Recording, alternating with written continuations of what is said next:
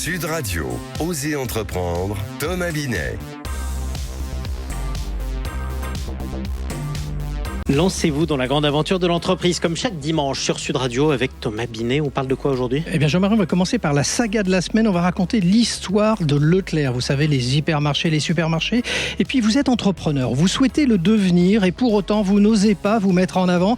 Notre grand témoin de la semaine, Lucie Lebaz, autrice du livre « J'ai peur, mais j'y vais », paru aux éditions Duno, est là pour nous expliquer comment libérer l'entrepreneur qui est en vous. Et puis, on terminera par l'importance de la pensée design. C'est quoi ? Ça consiste en quoi ? Je vous explique tout dans un instant. Tout de suite, c'est parti. Mais on commence comme chaque semaine en partenariat avec le magazine Entreprendre. Rentrer dans les coulisses d'une histoire, d'une grande histoire, celle d'une enseigne qui a chamboulé nos habitudes de consommation. Édouard Leclerc. Thomas, comment cette marque voit le jour ? Jean-Marie, tout commence en 1949 en Bretagne, à Landerneau. Édouard Leclerc ouvre une petite épicerie avec une idée simple mais révolutionnaire, supprimer les intermédiaires, acheter directement aux producteurs et proposer des prix 20% moins chers. C'est comme ça qu'est né ce qu'on appelle aujourd'hui le mouvement Édouard Leclerc. Alors, depuis, c'est plus seulement une histoire d'épicerie, hein ? Non, absolument. Édouard Leclerc avait une ambition bien plus large, rendre tout accessible à tous.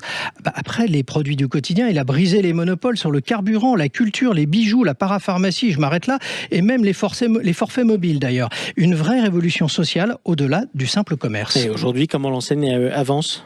Le mouvement n'a jamais cessé d'évoluer. Dès 1996, par exemple, ils ont supprimé les sacs plastiques bien avant que la loi ne l'impose. Et côté organisation, chaque magasin reste indépendant. Les directeurs sont des entrepreneurs, libres de leur choix, tout en suivant une logique coopérative. C'est ce modèle qui permet à Édouard Leclerc d'innover et de s'adapter sans cesse, tout en restant fidèle à une idée forte, faire rimer économie avec pouvoir d'achat et progrès social. C'est quoi la place de Leclerc aujourd'hui ? Leclerc est le leader incontesté de la grande distribution. Il pèse 61 milliards d'euros de chiffre d'affaires en 2024 et est reconnu comme l'enseigne la moins chère de France. Ouais, c'est considérable quand même. Allez, tout de suite Thomas, on accueille votre invitée Lucie Lebaz. Bienvenue. Bonjour. Sur Sud Radio. Merci. Vous êtes experte en marque et en communication d'influence. Vous êtes l'autrice de ce livre « J'ai peur, mais j'y vais ». C'est paru aux éditions Duno. Vous êtes l'invitée de Thomas Binet. Et pour ceux qui nous suivent sur sudradio.fr, je le montre à la caméra. Voici l'ouvrage donc de Lucie Lebaz. Vous parlez d'un constat, Lucie Lebaz. Être entrepreneur, ce n'est pas être forcément extraverti, grande gueule. Je vous cite, bien au contraire, on peut être entrepreneur et être effacé ou en retrait. Vous l'appelez même l'inconnu preneur. C'est intéressant comme terme. Ceci dit, dans l'époque où nous vivons, très sincèrement, à l'ère des réseaux sociaux et du bruit médiatique, être discret ne permet pas forcément d'exister. Et donc, c'est pas forcément un gage de réussite, honnêtement. D'être discret ? Oui. Il va falloir avoir une stratégie et il va falloir être honnête. Donc, et ça, c'est pas forcément très simple à communiquer. On peut tout à fait être honnête dans la vie de tous les jours. Par contre, comment on communique son authenticité dans sa communication ? Et c'est ça tout l'enjeu. Alors c'est là où intervient la notion de personal branding dont vous parlez, Exactement. ou marque personnelle pour le dire en français. Mais on va le définir, c'est quoi concrètement ? C'est l'alignement entre ce que vous pensez, ce que vous dites et ce que vous faites dans le but de vous distinguer sur un marché. Aujourd'hui, il y a beaucoup de tout. Il y a beaucoup de coachs, d'entrepreneurs dans la tech, de consultants, de créatifs, de médecins, d'avocats. Comment on se distingue dans cette foule ? Et donc, c'est là où, en fait, intervient la pratique du personal branding, faire de soi une marque avec un discours clair, différenciant à partir de qui vous êtes. Alors, pour qualifier votre propos, vous citez également Jeff Bezos, le fondateur d'Amazon, qui a dit que la marque personnelle, c'est ce qu'on dit de nous quand on a quitté la pièce. Et vous rajoutez même que c'est également ce qu'on dit de vous avant que vous ne soyez dans la pièce. Exactement. Vous n'avez jamais googlisé quelqu'un ou regardé... Si, forcément. Voilà, tout le monde le fait. Ouais. Eh bien, aujourd'hui, c'est une déformation. Qui ne va pas vérifier le profil LinkedIn de quelqu'un ? Qui ne va pas vérifier même des avis sur une entreprise ? Eh bien, c'est la même chose lorsqu'on cherche un prestataire.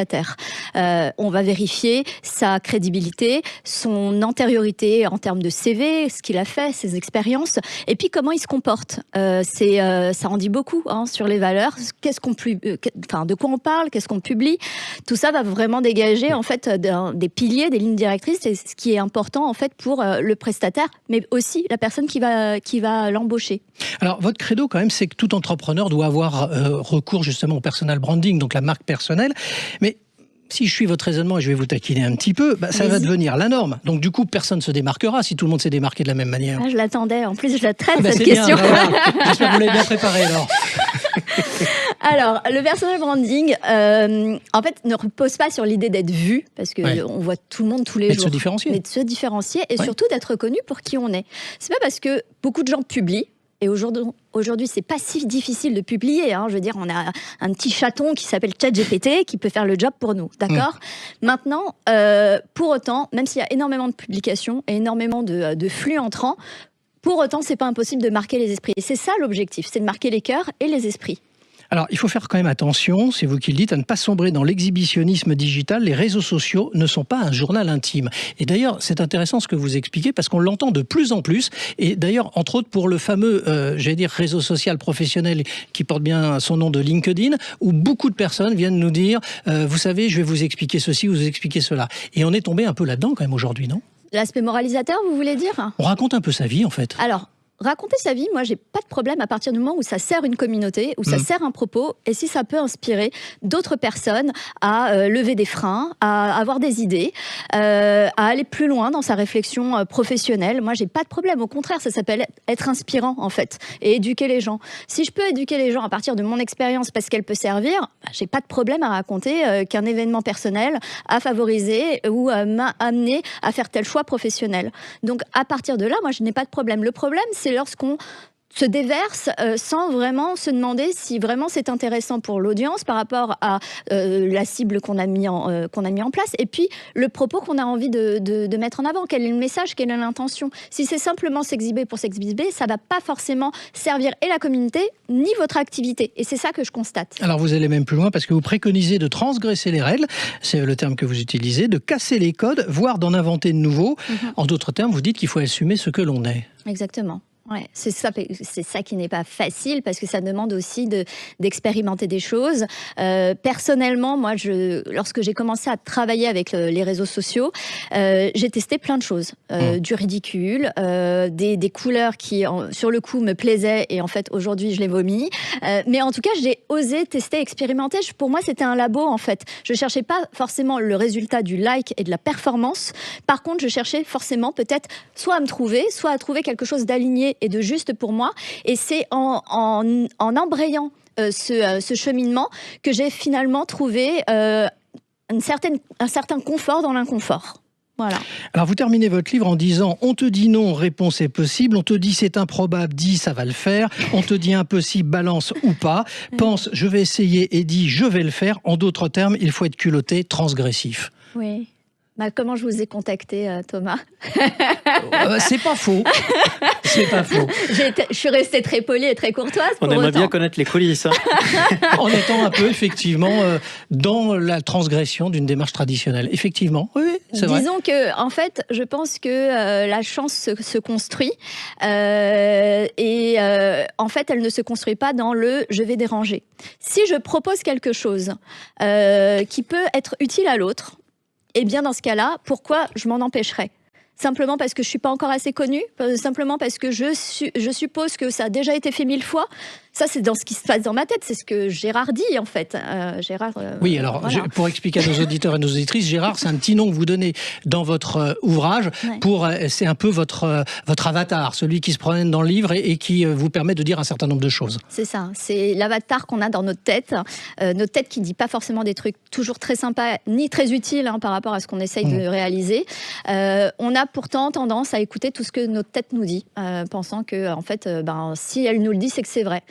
Pas forcément. Donc, si vous n'êtes pas connu ou que vous n'avez pas encore assez d'expérience, mais que vous avez envie, c'est l'essentiel. Donc, essayez de soutenir cette envie par des actions cohérentes, intelligentes, et mettez-vous aussi à la place de l'autre, votre auditeur, votre cible, votre journaliste. Qu'est-ce que lui pourrait, en fait, qu'est-ce qui pourrait lui servir à lui, en fait ? Elle se trouve où, la synergie ? Eh bien, la réponse, ça sera dans la lecture de votre ouvrage. Merci à vous. Merci. Et bravo, en tout cas, merci Lucie Lebaz. Merci. Je rappelle votre livre « J'ai peur, mais j'y vais ». Tiens, une petite allusion à Josiane Balasco dans Les Bons et Fonds du ski. C'est un bon souvenir. J'y vais, mais j'ai peur. J'y vais, mais j'ai peur. La neige est trop molle, c'est trop dur. Allez, c'est paru aux éditions Duno. Tout de suite, mon cher Thomas, on explique quelque chose. Bruno, le spécialiste des fournitures et de l'équipement pour les professionnels, présente. Sud Radio, Osez entreprendre, Thomas Binet.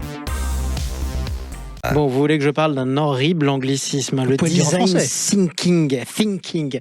Bon, on va parler en gros de la pensée du design. Comment penser le design dans le monde, dans l'entrepreneuriat? Qu'est-ce que signifie déjà ce terme? En quoi cette méthode peut vraiment aider un entrepreneur qui veut innover? C'est ce qu'on appelle d'abord la pensée effectivement design ou la démarche de conception créative. C'est une méthode qui force les entrepreneurs à faire quelque chose qu'ils oublient souvent, écouter avant d'agir. Alors, écoutez, d'accord, mais concrètement, ça change quoi quand on lance une entreprise? Eh bien, imaginez que vous voulez créer une application pour faciliter le covoiturage. Vous pourriez foncer développer l'appli de vos rêves, sauf qu'en réalité, les usagers veulent surtout une fonctionnalité ultra simple pour vérifier la fiabilité du conducteur. Sans ce détail, votre appli ne décollera jamais. La pensée design, c'est justement ça. Comprendre d'abord le problème, tester des idées, ajuster et recommencer jusqu'à ce que la solution colle parfaitement aux besoins réels. Donc, l'innovation ne part pas d'une idée géniale qu'on a sous la douche. C'est possible, ça peut arriver Jean-Marie, mais elle naît surtout d'une observation attentive, d'un dialogue permanent avec l'utilisateur et d'une capacité à remettre en question ce qu'on pensait savoir. Eh bien, cette méthode transforme l'échec en étape et pousse à innover plus intelligemment, pas juste plus vite. En gros, ça pousse à persévérer, tout simplement. Merci beaucoup Thomas.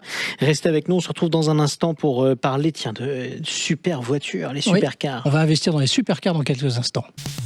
Sud Radio, Osez entreprendre, Thomas Binet.